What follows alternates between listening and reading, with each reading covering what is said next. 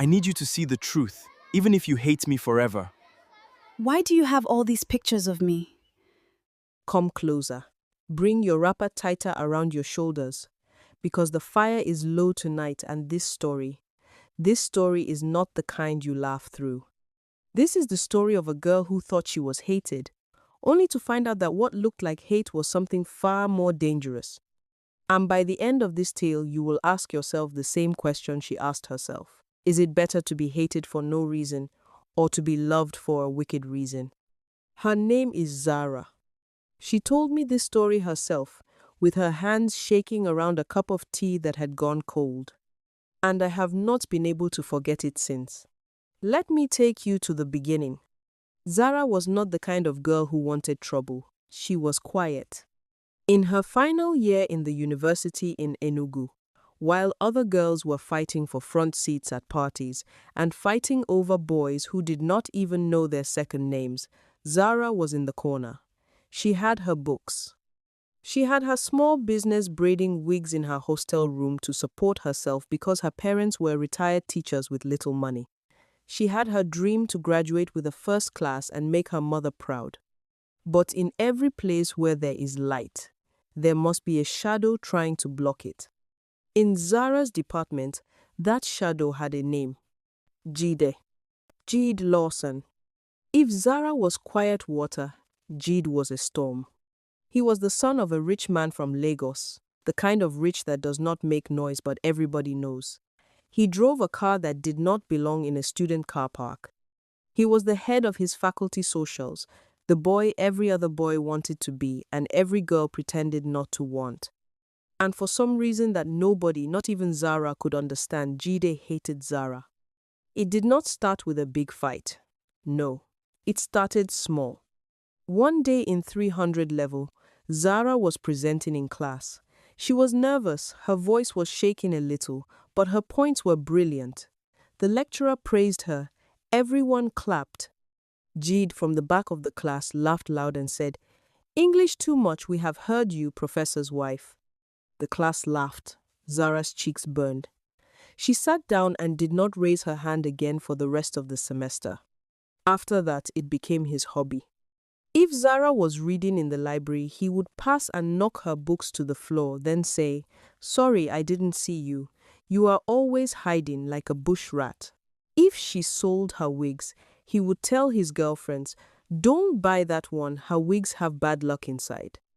When she contested for a small departmental position, the financial secretary, he sponsored another girl against her and spent money to make sure Zara lost. It was not just teasing. It was targeted. It was consistent. It was bullying. Zara cried many nights. She would call her mother and say, "Mommy, there is a boy in my class who just hates me. I don't know what I did to him." And her mother would say, "My daughter, some people hate you because your light reminds them of their darkness. Just face your book." So Zara faced her book. She endured. She tried to make herself invisible. But Jide always found her. The worst day was their final year dinner. Zara had saved for months to sew a simple, beautiful green dress. She felt beautiful that night. For once, she felt like she belonged. She walked into the hall and for a few minutes nobody bullied her. People complimented her. Then Jide arrived. He was drunk. He saw her. He walked straight to where she was sitting with her two friends and said, loud enough for the whole table to hear, "Zara, you actually tried to look like a girl tonight. I am impressed. I thought you would come in your church girl uniform again. Does any man even see you?" Her friends went quiet. Zara's eyes filled with tears. She stood up and ran out of the hall, her green dress flying behind her, her 2 years of silent pain bursting out of her chest like a flood. She ran all the way to her hostel and swore that she would never think about Jide Lawson again after graduation. That once she left that school, his name would be wiped from her memory like chalk from a blackboard. And for 3 years, God answered that prayer. Zara graduated with a second-class upper. She moved to Abuja to live with her elder sister. She got a small job in a non-governmental organization that empowered women in rural communities. She was finally breathing. She was finally happy. She forgot Jide's face. She forgot his laugh. She forgot the way his friends used to bark when she passed. Until life, in its strange way, brought him back. Her NGO was posted to a community outreach in Nasarawa, a small, quiet village 3 hours from Abuja, for 3 months. They were to sensitize women on business and health. Zara went with her team. On their first day, as they were arranging chairs under a mango tree, a black Hilux drove into the compound, kicking up dust. And Jide came down from it. He had grown. He was broader now. He had a small beard. He wore a white kaftan and dark glasses. He looked more mature, more dangerous. Zara froze. The chair she was holding fell from her hand. Jide saw her. He removed his glasses. For a second, something flashed in his eyes. Shock, then something else that Zara could not name. He said, "Zara?" Zara wanted the ground to open. Her team leader said, "Ah, you know each other. This is engineer Jide Lawson. He is the contractor handling the water project in this community. He is our host's son." Host's son. Of course. Of course his father's company would be building boreholes in this village. Jide smiled. And it was not a cruel smile this time. It was soft. He said, "Zara, what a small world." Zara forced a smile and said, "Small world." She thought that would be the end, that they would greet and avoid each other. But Jide did not avoid her. In fact, he did the opposite. Every day of that outreach, he was there. He brought them cold water. He brought them extra canopy when the sun was too much. He sat and listened when Zara was teaching the women how to keep their business money separate from their house money. He was polite, he was kind, he was helpful. So helpful that Zara's colleagues started teasing her. "Zara, your friend likes you all," they would say. Zara would hiss and say, "That boy, he is my enemy. He bullied me for 2 years in school." But at night, when she was alone in the small room the community gave her, Zara would remember how Jide looked at her. Not with mockery, but with something like guilt, like regret. After 2 weeks, Jide asked if he could speak to her privately. They sat under that same mango tree. The village children were playing far away. Jide said, "Zara, I know you hate me, and you have every right to." Zara kept quiet. She wanted him to talk. He continued, "I was a very stupid boy in school, very stupid and very childish. I did a lot of things I am not proud of, and you were one of the people I hurt the most. I have wanted to apologize for 3 years. I tried to find you on Instagram, but you blocked me." Zara's heart beat fast. She had blocked him in final year and forgotten. He said, "I am sorry, Zara, for everything, for the library, for the class presentation, for the dinner, for making you feel small. You were one of the brightest people I knew, and I tried to dim your light because I didn't know how to handle you." Zara looked at him. Her eyes were already wet. She said, "Why? Why me, Jide? Out of everybody in our class, why was I the one you chose to torment? What did I ever do to you?" Jide looked down at his hands. He took a deep breath. He said, "Because you were the only girl who never looked at me." Zara frowned. "What do you mean?" He gave a sad laugh. "Zara, from my first year in this life, every girl wanted me because of my father's money. Every boy wanted to be my friend because of it. I was used to people chasing me. Then you came. You, with your big books and your quiet face. You never looked at me. You never laughed at my jokes. You never came to my parties even when I invited the whole class. I became obsessed with getting your attention. At first, I thought if I teased you, you would finally notice me. You would argue with me. You would look at me. But you just withdrew more. And the more you withdrew, the more angry I became. It stopped being a joke. It became, I don't know, I was obsessed with you, Zara. I was obsessed with making the one girl who didn't want me want me. Or at least feel me. The world stopped. Zara could hear the blood rushing in her ears. She thought he would say he liked her. She was even prepared to hear that, to forgive him, and maybe see if something could grow. But what he said next made her bones cold.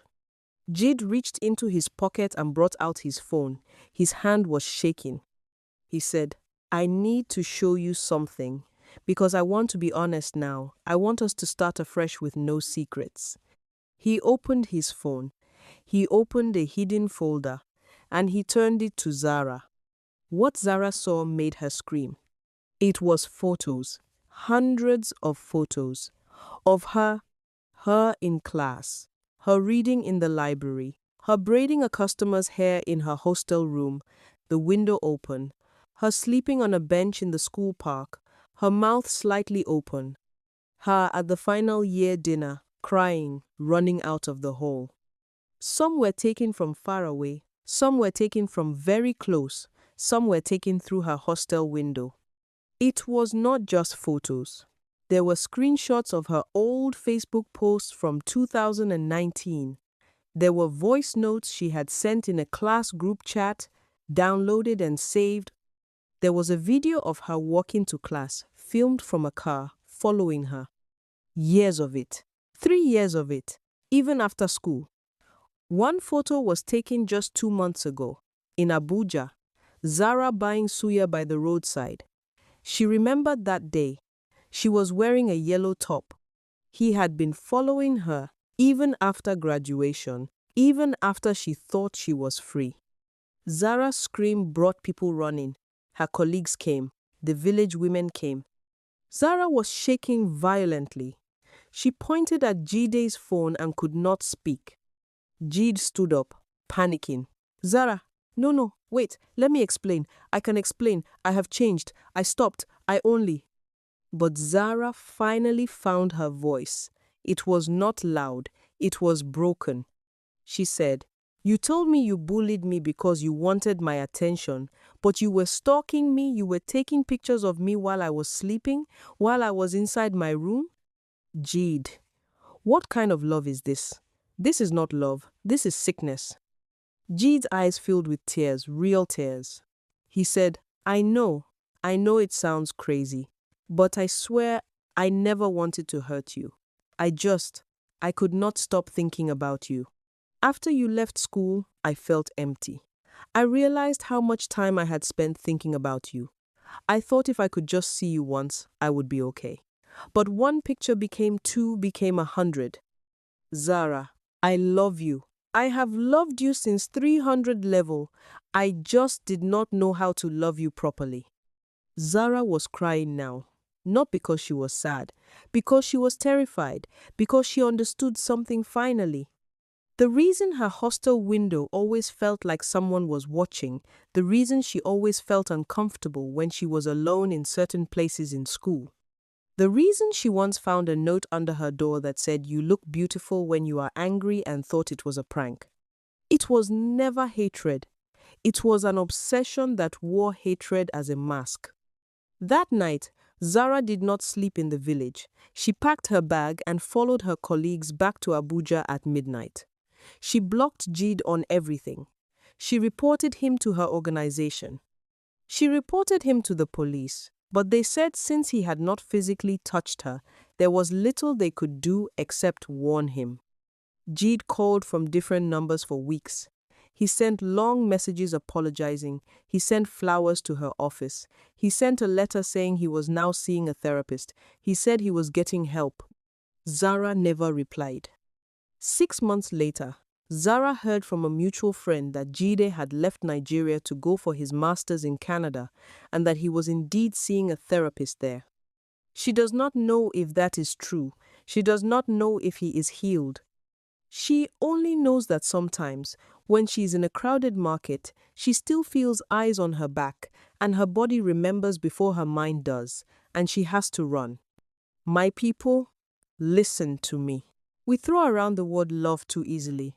We think love is supposed to be all-consuming, all-watching, all-knowing. We see it in movies and we clap. But real love does not make you afraid. Real love does not watch you from the shadows. Real love does not take pictures of you sleeping without your consent and call it affection.